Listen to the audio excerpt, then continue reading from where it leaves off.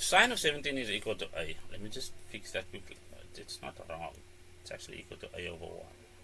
There, okay. Without using a calculator, very important instruction. Express the following in terms of a. So, before we can do that, we just need to take this proportionality we are given over here, turn it into a little usable diagram. There we go. Well, our reference angle is 17 degrees. That will be our right angle. And if we were to take 17 away from 90 degrees, we are left with 73 degrees over there. So let's see, this is sine of 17.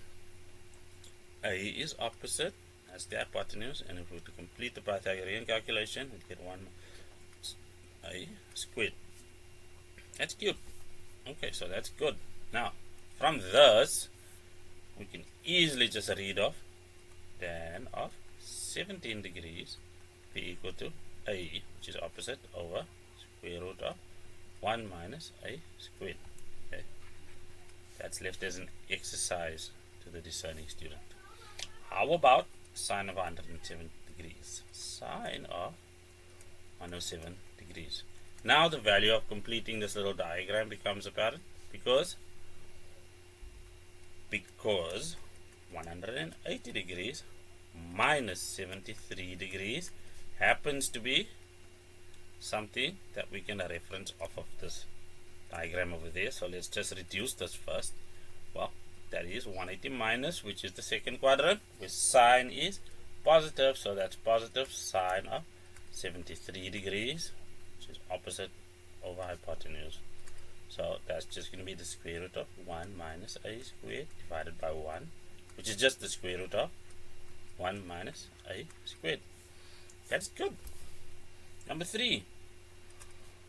Well, let's take a look at that for reduction purposes. Well, that's going to be cosine squared of 180 degrees plus 73 degrees. And that over there will be sine squared of, we're going to need some space.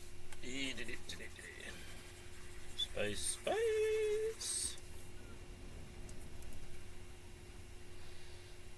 Okay.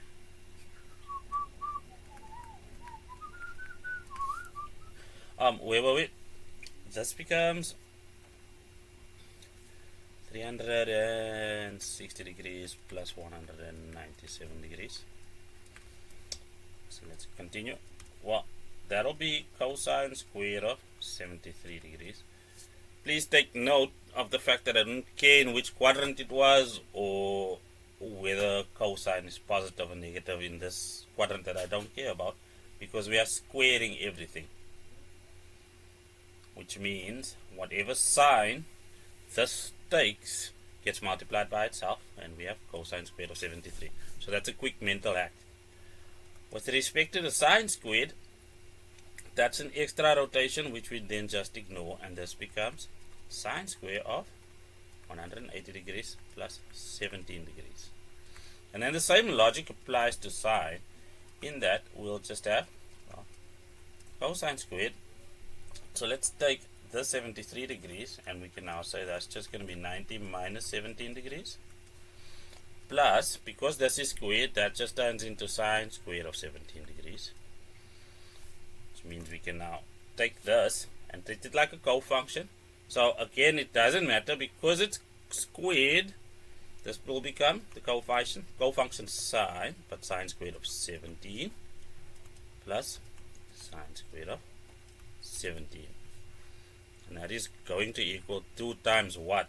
Well, what is sine of 17? Sine of 17 is a over 1 but squared, which means we end up with 2a squared.